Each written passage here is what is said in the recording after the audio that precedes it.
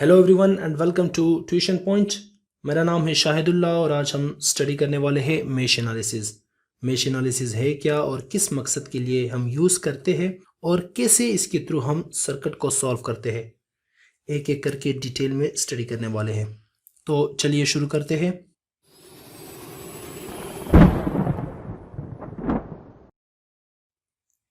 Mesh analysis एक तरीकाकार है, मेथड है, जिसके थ्रू हम प्लेनर सर्किट में किसी भी पॉइंट पर करंट की फ्लो मालूम करते हैं।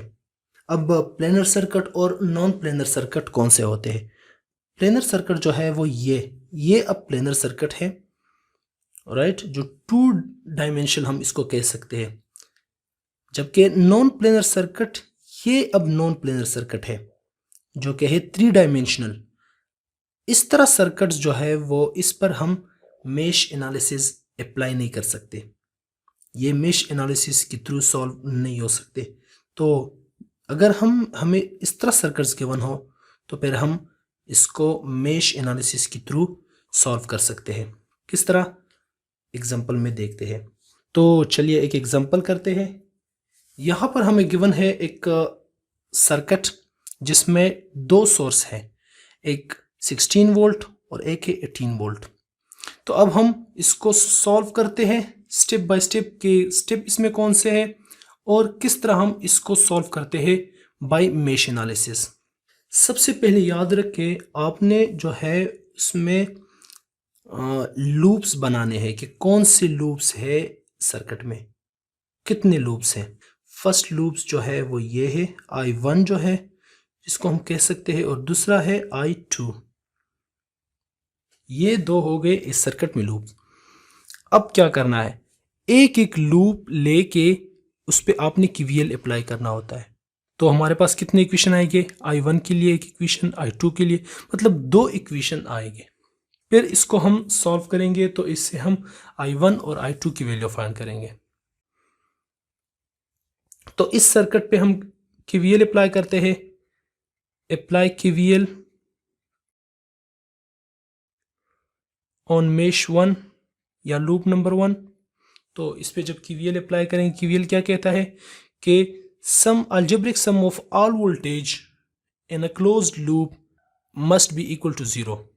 तो सारे वोल्टेज कितने हैं, एक वोल्टेज तो ये हो गया 16 वोल्ट, एक वोल्टेज ये है यहां पर जो वोल्टेज ड्रॉप हो रही है, और एक वोल्टेज यहां पर जो वोल्टेज ड्रॉप हो रही है, एक ये है। तो अब इसको हम लिखते हैं। याद रखें कि जब एक वोल्टेज सोर्स में करंट नेगेटिव टर्मिनल पर एंटर कर रही हो और पॉजिटिव टर्मिनल से लीव कर रही हो तो उस वोल्टेज सोर्स को हम नेगेटिव लिखेंगे। इसका मतलब कि ये हम लिखेंगे -16 वोल्ट। V की ज़रूरत नहीं है तो हम V नहीं लिखते। फिर आता है, अब यहाँ पर कितने वोल्टेज, यहाँ पर कितना वोल्टेज ड्रॉप है, हमें पता है कि वोल्टेज ड्रॉप किस चीज़ के बराबर है, V is equal to IR। So R यहाँ पर कितना है 2 ओम, 2 इंटू I यहाँ पर कितना फ्लो हो रहा है I1, तो इसको हम लिखेंगे I1 प्लस यहाँ पर क्या है 4, रेजिस्टेंस 4 है। करंट कितना है, अब करंट यहाँ पर एक करंट इस तरह फ्लो हो रही है, दूसरा करंट इसमें इस तरह फ्लो हो रही है। अब जिस मेश के लिए आप इक्वेशंस बना रहे हो उसको आप पॉजिटिव लिखेंगे। तो यहां पर हम क्या लिखेंगे, I1 minus I2, I1 minus I2 equal to 0। तो ये क्या बन जाएगा, 2I1 plus 4I1 minus 4I2 equal to, ये यहां पर शिफ्ट होगा तो यहां पर आ जाएगा 16।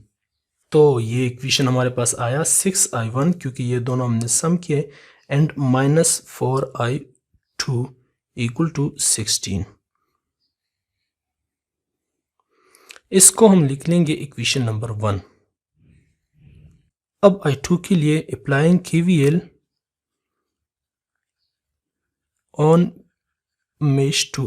तो यहां पर आप देखो पॉजिटिव टर्मिनल में एंटरिंग हो रही है और नेगेटिव टर्मिनल से करंट लीव कर रहा है। तो हम क्या लिखेंगे फिर, 18 वोल्ट पॉजिटिव प्लस ये यहां पर आ रहा है करंट, तो 4 तो पहले I2 लिखेंगे माइनस I1 और यहाँ पर जो है 6I2 plus 6I2 equal to 0। तो ये इस तरफ शिफ्ट होगा, क्या होगा -18 और ये इसको हम लिख सकते हैं कि 4I2 minus 4I1 plus 6I2। तो इसको हम लिखेंगे कि -4I1 plus 10I2 is equal to -18।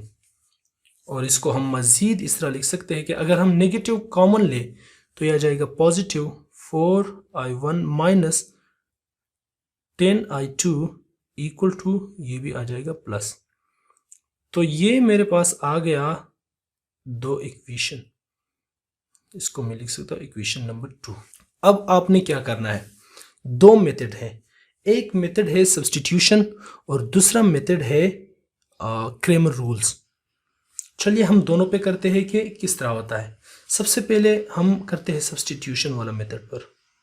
तो चलिए करते हैं किस तरह होता है। सबसे पहले हम लेंगे इक्वेशन नंबर 1। तो इक्वेशन नंबर 1 ले लिया हम, 6I1 minus 4I2 is equal to 16।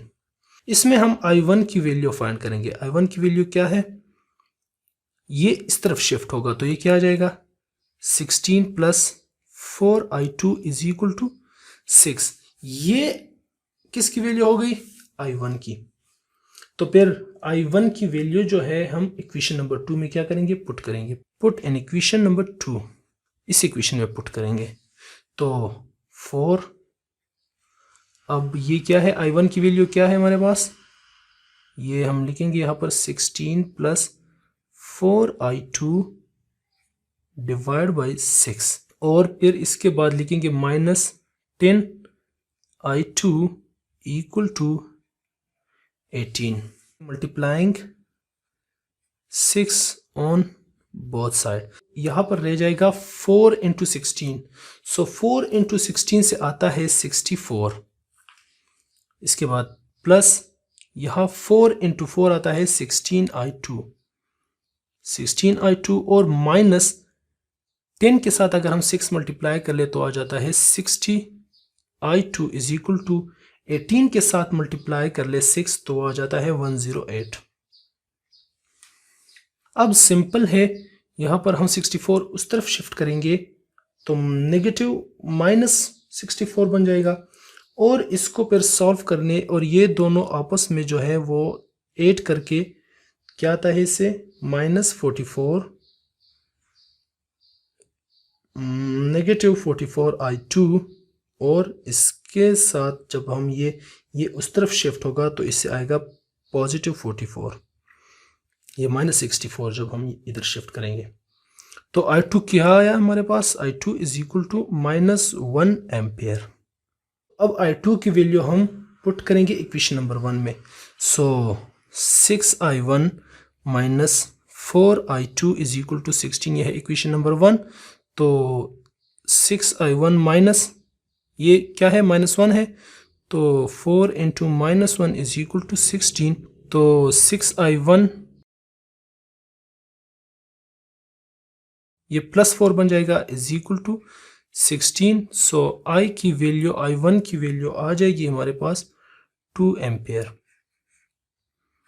तो हमने फाइंड कर दिया कि I1 की वैल्यू जो है वो है 2 एम्पियर और I2 की वैल्यू है वो कितना, -1 एम्पियर। अब हम आते हैं क्रेमर रूल्स पे। यहाँ तक जो है वो सेम है क्रेमर रूल। ये दो इक्वेशन आपने फाइंड करने होंगे, अगर सब्स्टिट्यूशन पे करना है या क्रेमर रूल्स पे करना है। तो अब हम डायरेक्ट वो ये 2 इक्वेशंस लिखेंगे कि ये 2 इक्वेशंस हमारे पास क्या आए हैं। ये एक आए हैं 6I1 minus 4I2 is equal to 16, ये आया है हमारे पास 1 इक्वेशन। और ये सेकंड इक्वेशन जो आया है वो है 4I1 minus 10I2 is equal to 18। ये दो इक्वेशंस आए हैं। तो अब क्रेमर रूल्स पे हम फाइंड करेंगे। क्रेमर रूल्स पे किस तरह फाइंड करेंगे, अब आपने क्या करना है कि इसको मैट्रिक्स में लिखना है। तो 6 -4 और फिर 4 - 10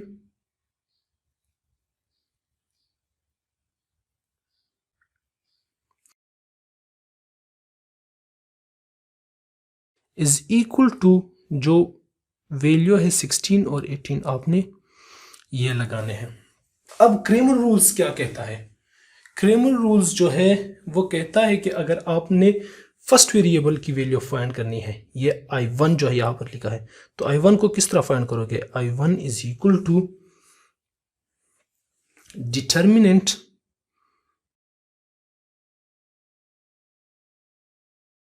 पहले आप लगाओगे, अगर आपने ये वाला लगाना है ये वाला, तो पहले आप आंसर लिखोगे, यहां पर क्या है 16 × 18 और फिर क्या है, कौन से है -4 -10 -4 -10।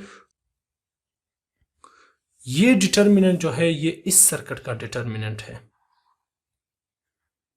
यहां पर जो ए है इसका डिटर्मिनेंट जो है वो ये है। तो अब हमने I1 किस तरह फाइंड करना है? सबसे पहले यहां पर हम ये चीज फाइंड करेंगे। अब इसको फाइंड करने के लिए हमें ये है 6 4 -4 -10, तो ये क्या आ जाएगा -60।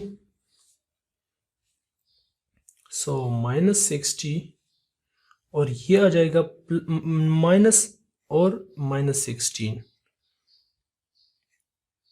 तो इससे आ जाएगा -60 + 16 is equal to -44 which is equal to 44। ये आ गया। अब हम इजिली I1 जो है वो फाइंड कर सकते हैं। सो I1 इज इक्वल टू ये इस चीज का डिटर्मिनेंट, और I2 किस चीज के बराबर है? I2 बराबर है, सबसे पहले आपने जो है वो ये दोनों लिखने हैं 6 4 और फिर जो आंसर्स है वो आपने लिखने हैं। सो और फिर डिवाइड कर लो इसको इस पे। तो इस चीज का डिटर्मिनेंट क्या है 16 × 2, तो ये क्या आ जाएगा माइनस ये दोनों अगर हम मल्टीप्लाई कर ले तो इससे क्या आ जाता है -160 और +72, क्योंकि ये ऑलरेडी नेगेटिव और इससे आता है -72, तो ये +72 बन जाएगा डिवाइड बाय 44, तो इससे आता है 88 divide by 44 which is equal to 2 ampere. So I1 जो है वो आ गया हमारे पास 2 एम्पियर। I2 कितना है? अब 6 × 18 से क्या आता है? 6 × 18 से आता है 108 और फिर 16 × 4 से आता है माइनस, तो नेगेटिव लगेगा फार्मूला में, and 64 divide by 44 which is equal to 44 divided by 44 and it is equal to 1 ampere. I1 आ गया हमारे पास 1 एम्पियर एंड I2 आ गया 2 एम्पियर।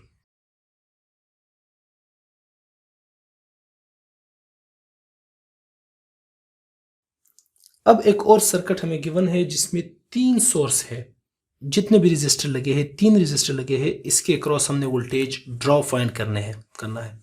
मेश एनालिसिस के थ्रू सिर्फ आप करंट फाइंड नहीं करते बल्कि आप रजिस्टर के अक्रॉस वोल्टेज ड्रॉप भी फाइंड कर सकते हैं, और वो तब फाइंड हम कर सकते हैं जब करंट फाइंड हो। तो मेश एनालिसिस के थ्रू हम करंट फाइंड करते हैं और फिर उसी करंट को यूज करके हम जो है रजिस्टर के अक्रॉस वोल्टेज फाइंड करते हैं। ये आया है I1 और ये क्या है I2 for mesh 1। For mesh 1 apply KVL। सो सबसे पहले हम KVL अप्लाई करेंगे। तो KVL जब हम अप्लाई करेंगे तो यहाँ पर नेगेटिव है, ये पॉजिटिव है, तो ये नेगेटिव में एंटर हो रही है और पॉजिटिव से लीव हो रही है, तो इसका मतलब है कि ये हम लिखेंगे -12 वोल्ट। फिर प्लस यहाँ पर कितना है 1K है, सो 1K को मैं 10⁻³ लिख सकता हूँ, और करंट कौन सा है, I1।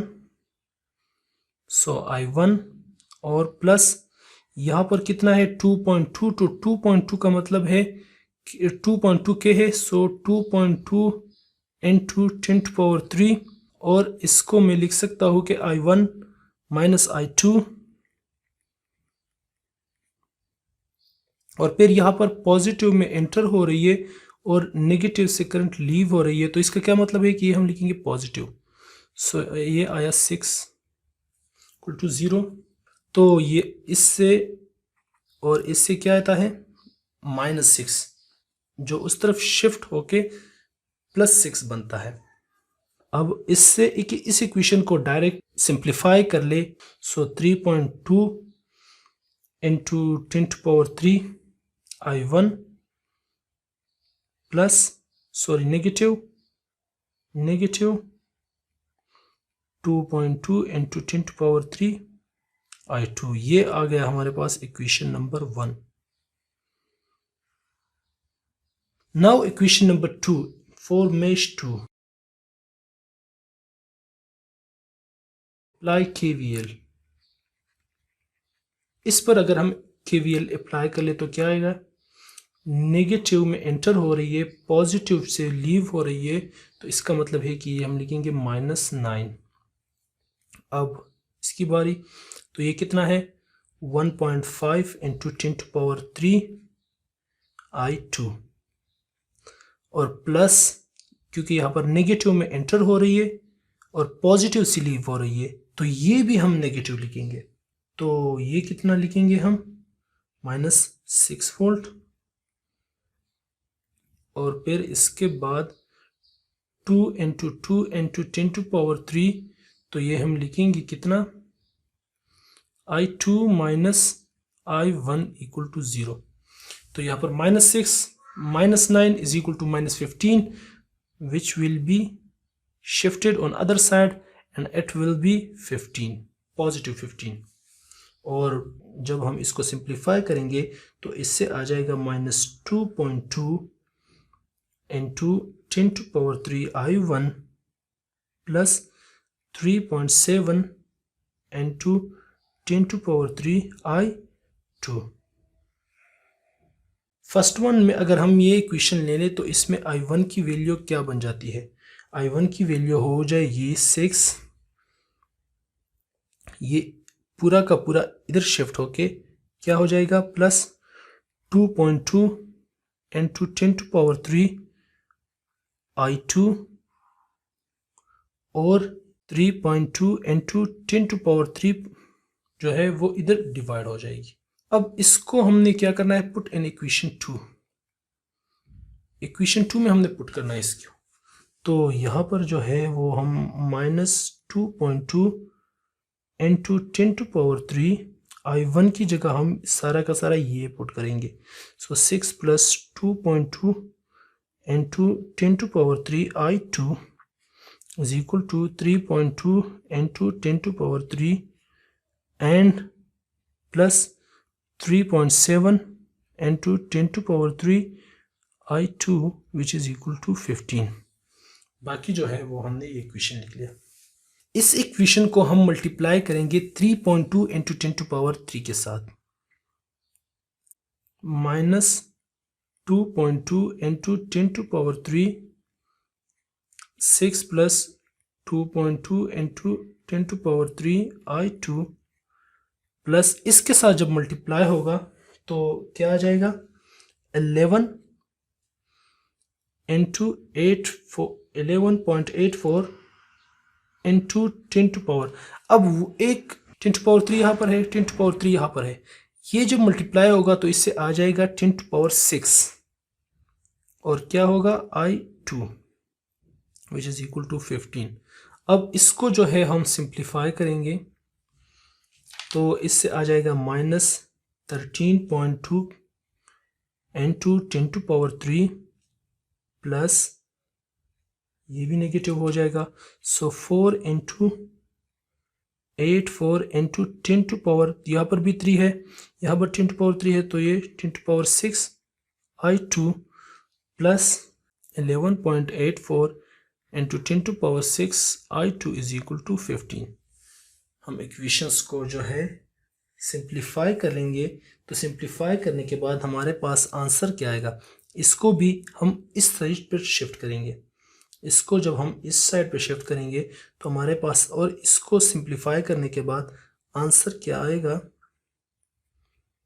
7 into 10 to power 6 I2, और इस तरफ जो है वो हमारे पास आ जाएगा 61.2 into 10 to power 3। अब I2 की वैल्यू वाज़ेह है, अब I2 की वैल्यू जो है वो आ जाएगी कितना,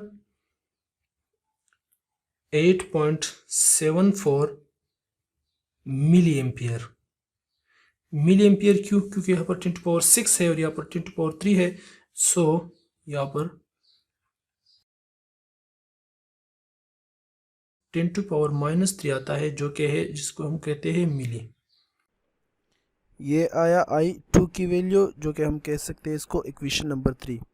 अब इस I2 की वैल्यू को हम पुट करेंगे इक्वेशन नंबर 1 में। 3.2 into 10 to power 3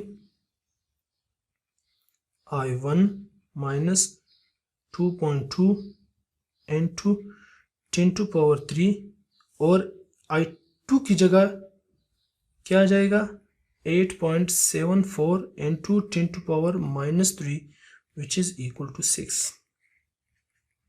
अब ये और ये कैंसल, और इक्वेशन जो है अगर हम सिंप्लीफाई कर ले क्या आ जाएगा, I1 की वैल्यू जो है वो 7.88 मिली एम्पियर। तो ये आ जाएगा I1 की वैल्यू। I2 की वैल्यू और I1 की वैल्यू हमें फाइंड हो गई। इसके थ्रू हम फाइंड कर सकते हैं 1K के, अगर हम फाइंड करना चाहते हैं तो 1 कितना है, 7.88 मिली, और इसको मल्टीप्लाई कर लो 1K के साथ, जो जब K और मिली जो है वो कैंसिल हो जाएगा तो हमारे पास क्या आ जाएगा, 7.88 ओम, सॉरी वोल्ट, क्योंकि वोल्टेज है तो यहाँ पर आ जाएगा वोल्ट। सेम इसी तरह ये भी है, 1.5 को मल्टीप्लाई कर लो I2 के साथ, I2 के साथ किसको मल्टीप्लाई कर लो, इसके, तो ये आ जाएगा फिर इसको के साथ अगर हमने फाइंड करना है, सो V2.2K के थ्रू अगर हमने फाइंड करना है तो क्या आ जाएगा, रेजिस्टर कितना है, 2.2 है, 2.2K, और करंट कितना है, करंट जो है यहाँ पर है I1 minus I2, सो I1 कितना है 7.88 मिली एम्पियर और माइनस 8.74 मिली एम्पियर, तो इससे क्या आ जाएगा, इससे वैल्यू आ जाएगी, अगर हम इसको फाइंड कर ले तो यहाँ पर अब देखो ये बड़ा है तो इससे क्या आ जाएगा, नेगेटिव। आंसर जो है वो हमारे पास आ जाएगी -1.88 एम्पियर, 1.88 वोल्ट। अब इस नेगेटिव का मतलब क्या है, इस नेगेटिव का मतलब ये है कि इस रेजिस्टर में जो है वो करंट इस डायरेक्शन में जा रही है, इस डायरेक्शन में नहीं आ रही, बल्कि करंट की डायरेक्शन इस डायरेक्शन में जा रही है। उम्मीद है आप लोगों को समझ आ गई होगी। अगर किसी चीज़ में मसला हो रिगार्डिंग दिस वीडियो या किसी और वीडियो में या किसी और टॉपिक में, तो हमें कमेंट सेक्शन में बता दें कि हमें इस चीज़ में मसला है, ताकि मैं उसके लिए एक अलग वीडियो बना के जो है वो आपके लिए अपलोड कर दूँ। मिलते हैं अगली वीडियो में, तब तक के लिए अल्लाह हाफ़िज़।